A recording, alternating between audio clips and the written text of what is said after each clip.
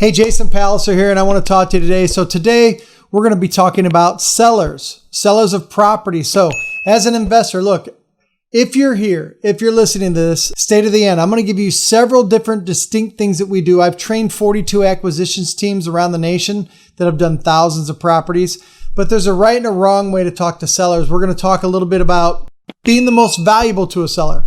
I'll give you a few negotiation techniques. When we do 2-day blueprints where we build out stuff for investors, we actually walk you through a full-blown start to finish to and through the appointment, in and out of their house, whether you do it online, virtually, you name it, okay? So I'm going to start with, you want to be the most valuable. And here's why I say that. Control what you can control. So one of the number one rules that we teach to help people scale their business up and hit 5, 10, 15, 20 closings a month, or even get to the hedge fund level, 30, 40, 50 homes a month. It all starts with executing and getting contracts and having that relationship with the seller. But I always tell everybody, control what you can control, meaning this. You do not know on a phone appointment or whether you go there live, folks, you do not know whether you're going to get a seller that's agreeable with you, whether you're going to get a seller that changes their mind within 1 minute of you being there. So I always tell everybody this, you never know what you're going to get. Even if you scheduled an appointment. So let's start to break this down. Even if you scheduled an appointment and on paper, because I know what you investors do, you're like, man, in this zip code at this price point, I'm all excited. So you're excited all week to go on an appointment. Then when you get there, you get the kiss of death. They say, well, you know, my uncle's a realtor and he told me that maybe I should be charging more. So what you thought all week based upon an initial conversation was a great appointment. Now all of a sudden you crash and burn. So what I tell people is this. Training acquisitions teams around the nation on how to do this the right way. One is control what you can control. You can't control that, right? Here's what you can control. You can control being the most valuable to a homeowner when you talk to them, whether you buy their house or not. So I'm going to talk to you a little bit about that. But having said that, we're going to break this down. We're going to set the stage. So hear me out here. We're going to set some things that I would tell you to do to set the stage for your appointment. I'm going to talk to you about a few things during your appointment. And then what can you do to be the most valuable post-appointment? Okay. So I'm going to give you a few of those techniques, and this will help you close more deals because deals happen when you create the best relationship and you're most valuable to the seller. It is not, most of the time, it doesn't end up being price.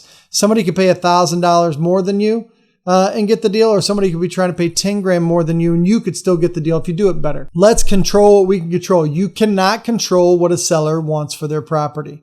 Okay, so stop being presumptuous. Set an appointment. Your goal is to set more appointments, not to go, oh, I'm coveting this one appointment later this week just to find out that they talked to their uncle, right? So we've established that. So let's start with, how do you set the stage for an appointment? And again, you can do this over the phone. Some of the things won't translate. I always talk in terms of a live appointment with the seller. Okay, but you can do this virtually as well. Some of the things you'll just have to pull out of it. Okay. So I'll let you figure that out on your own.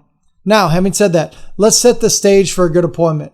Here's some things that I know you should do. One, I like to blame it on your partner or blame it on your boss, because then in the appointment, nothing sticks to you. So you just simply tell them, hey, look, I'm in charge of taking photos and having you tell me a little bit about the property. I'll ask you some questions. Anything that you could tell me would help. And that would help us construct the best deal for you. And when I'm done, I'll go over different ways that we could help be a solution for you and potentially strike a deal to buy your house. We normally just pay cash, but there's other ways that we do it. But I have one more house to see. So if you give me about 20 or 30 minutes when we're done here today, then I'll talk to my boss, and we love the area. I'm pretty sure that we can find a way to work with you. So when you blame it on your boss or blame it on your partner, then nothing sticks to you in the appointment. It puts the seller more at ease. Okay. Now that you've established that, some other things that you could do. I already established a second thing on setting the stage, which is promise to call them back within a certain amount of time, and always keep that promise. Because now when you say, hey, I'll call you back in 30 minutes, you call them back in 10 minutes, 5 minutes, 15 minutes, 20 minutes. As long as it's less than 30, you're associated now with the person that does what they say they're going to do. Now, having said that, as you're listening right now, you're probably thinking, well, Jason, don't I want to strike a deal on the spot? Of course you do. And we do that as well. But I'm going in assuming that I won't come to an agreement with them so that I'm prepared. Okay. So, because a lot of times, most of the time, you're at an impasse and you're just trying to follow up with them to get a deal. So we're setting the stage. I blamed it on my boss. I said, I got another property to see. I'll call him back. I'll do what I say I'm going to do because that's neuro-linguistic programming. And then we always, you need to use this phrase ongoing forever on every appointment you go on. Hey, look, and by the way, we're going to talk about different ways that we think that we can help you, whether we buy your house or not. We don't buy every house. We try and help everybody that we talk to.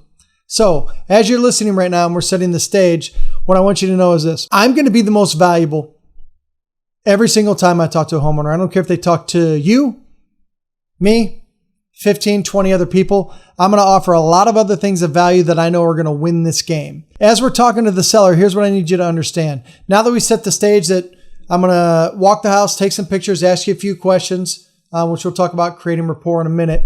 And then I'll call you back, and we don't buy every house. We try and help everyone we talk to. That puts them at ease because they don't ever hear those phrases, because most investors just go, oh, the roof is messed up. The foundation's cracked. This is why I'm making a lowball offer. And then as an investor, you wonder why you don't have 5 to 10 to 15 closings stacked a month, and why investing feels hard, and why you have anxiety on appointments. And it's just because you haven't set up talking to the seller the right way. Okay. So we set the stage for our appointment. This part I don't need to teach you. So we're just simply walking through the house. Okay. Walking through the house, you're taking some photos. You're taking some photos of the property. You're asking them, hey, how long have you owned it? Tell me about the neighborhood. You're just starting to get to know them, getting a feel for it. Hey, why do you want to sell? Stuff like that. All we're doing is just creating that relationship, which is where we go into the next day, which is we're trying to find, create rapport with them, and then find out what is their true motivation. Okay. So after we've set the stage, okay, blame it on your boss. I'll call you back a certain amount of time. We don't buy every house. We try and help everyone we talk to.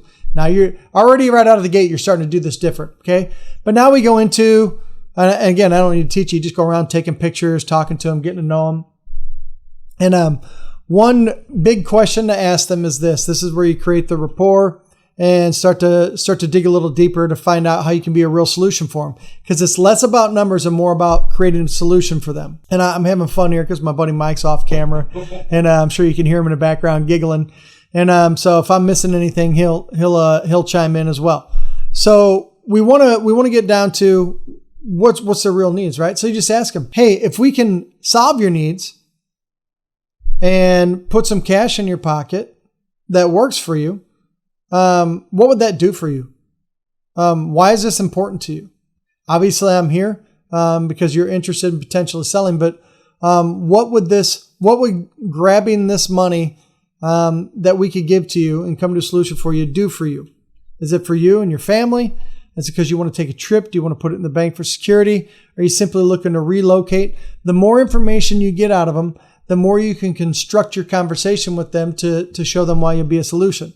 Because now you can say, hey, here's some ways that we can work with you from a money standpoint, or I'll give you a few other tips. When we do a 2-day blueprint, we do a full-blown 10 different ways to turn a seller no or difference in price into a yes. I don't have time to do all that. So if you guys want to know more about it, because I don't have an unlimited amount of time, but when we do a 2-day blueprint, you can simply shoot us an email, michael@jasonluchese.com. I'm sure we'll put it in the description below. And guys and gals, if you like what we're doing here, put some comments in, subscribe to our channel, hit the notification button, the bell button, so that when we put out more good stuff, you get it.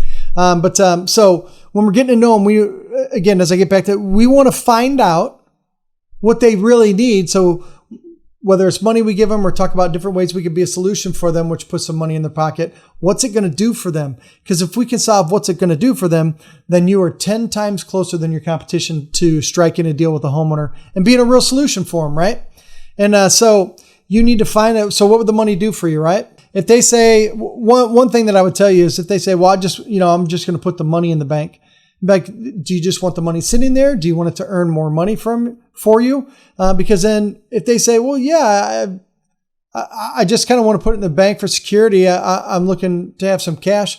Well, what if you have monthly payments coming in? Because then you can work into other ways to creatively do a deal with them, right? So find out what their true motivation is so that you can build you being a solution for them around what they truly need. hey, so if we did this, and because we really want to come to an agreement with you, then we can't wait for you to use that money to travel like you said you wanted to do, right? So that's one thing that you really want to focus on is what is them selling their house? What's the real need? It may be that it's a medical need for whatever, for them or a family member, right? So as you start to go into it, really dig deep.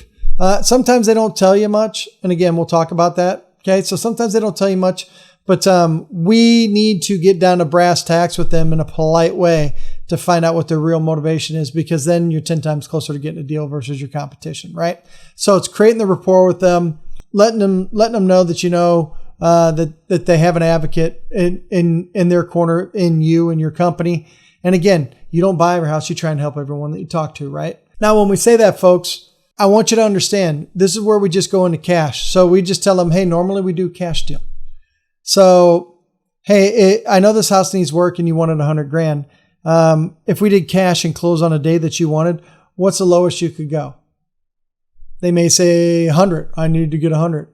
What we do is a technique. Say, well, okay, so if I go back, remember you blamed it on your boss. You're doing this right. Hey, so if I go back to my boss and my boss says, hey, let's close on whatever day Mr. Smith wants, and he says we're at 97, are you saying that we can't do business together? And then let the seller respond. 99% of the time, they don't like the interaction. They'd rather magically have their house sold at the price they want, but they know they have to talk to people, which isn't fun on their end as well. So when you say, hey, well, so if my boss says, let's do it on whatever date you want, done, over with, no more taxes, insurance for you, we'll help you move because we're going to be the most valuable. But he said 97 and we can't do business together. Is that what you're saying? 99% of the time, they're going to say, well, no, I'm not saying that. So what we do is this technique. Well, no, I'm not saying that. Okay, I was just making sure I didn't want to waste your time. I never want to let them finish because, well, I'm not saying that, but I really want 100. Close for business. I'm not listening to that, folks, okay? And so I always cut them off. Well, I'm not saying that. Okay, I just didn't want to waste your time. Then if they're at 97, let's just say that for argument's sake, we'd be closer to 80 cash.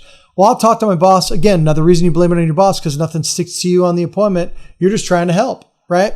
Hey, well, I'll talk to my boss. I know you might be closer to 80, but again, that's not my job. I could be completely wrong. Now, having said that, we normally do cash, and this is where we go into other techniques, okay? It's part of the seller waltz that we teach. Again, 10 different ways. I'm going to teach you a couple here.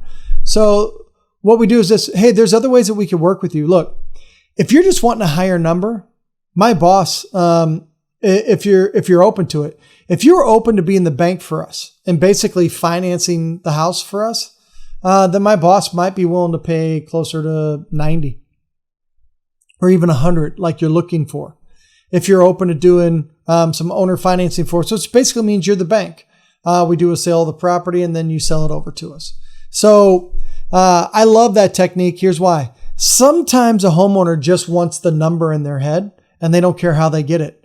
Because a mistake that investors make is that, oh, it's just all about cash and negotiating the cash offer. But guess what? A lot of times sellers just simply want that money in their hand over time. So that works to your advantage. Because if you don't have to pay for it now and they owner finance it, it'll never be on your credit report. It'll save you thousands of dollars in having to go get a regular loan. And then what we like to do is negotiate really good terms because you can negotiate an owner financing deal with a homeowner and then sell it to landlords. And I hope you're listening right now. Now I'm teaching you a technique on who would love that deal that you just uncovered instead of just doing the normal cash way, which drives me freaking insane if you know anything about me. Okay. And here's why. What if you negotiate a 2% interest rate? Do you think a end landlord would want to pay more for that property? So I'm teaching you a technique where you can pay more for the house if they own or finance it on good terms. Because here's what you're going to do. You're going to make sure your title company, and I hope you're listening right now, you're going to make sure your title company draws up the note and the deed, just like a regular deal. They'll draw up a note and a deed for you to close the transaction and make it assumable. Okay? So make it assumable. you can go now sell that to somebody else. They can assume your note and deed. And now a landlord, instead of going getting a 5.5% interest rate, because I've been a banker for 25 years, they can get it a 2% interest rate. I already know that you could pay the house off 8-9 years earlier and experience cash flow, even though you paid a little more. Hope you're listening. Even though you paid a little more because your terms are good. Any landlord could take over that deal that you just structured from you, and you could just add a $10,000 premium on top of it. And a landlord's willing to pay it because they know they'll pay it off 7 or 8 years earlier. And from day one, they have an extra $200 a month in cash flow. You might even keep it yourself. And you thought, well, Jason, I was just trying to get the ball rolling and wholesaling. Well, guess what? I'm teaching you other techniques beyond just disagreeing on price on a cash offer. Say, hey, we might be willing to pay more. I'll talk to my boss. If you're willing to be the bank. And you can tell them, hey, because it saves us money from not having to go get a loan. Use that technique. And then where I said we don't buy every house, and here's where I'll tie a bow on it. Just one little tip on several to be the most valuable is this. If you don't come to terms, follow up with them like you normally would, but just tell them, hey, look, I'll help you market your home for free if you're interested. I know we're kind of apart on price, but I'll help you put it on multiple different real estate websites to get what you want. Okay? The reason I'll do that is that you can only sell to one person. If I help you find 5 people, then I want to work with the other 4. And the reason you do that is this. When you put it out there on several websites for them, which we teach you how to do that in a blueprint, then they can't, it doesn't sell. And now they know that their property's everywhere. Then all of a sudden they come back down to your cash number. Okay. So use those tips. And that's what I would tell you to start doing. These are just a few tips out of multiple ones that we do in the seller wallet. It's just this talking to a seller differently, getting down to brass tacks, and leaving the house the most valuable. You don't have to buy it. Say, I'll help you market it for free. I'll help you move. I'll cut your grass. Things that we teach you that no one else offers, that most of the time they don't take you up on, but you stick in their brain and you win the game. Yeah, so don't forget to subscribe and click the bell button. You'll be notified when we drop more good content. But hopefully this helps you out, and just reach out to us if you want more information about the 2-day blueprint. We'll show you how to suffocate your city 30 plus ways when most people only know 5. Talk to you later. Bye, guys.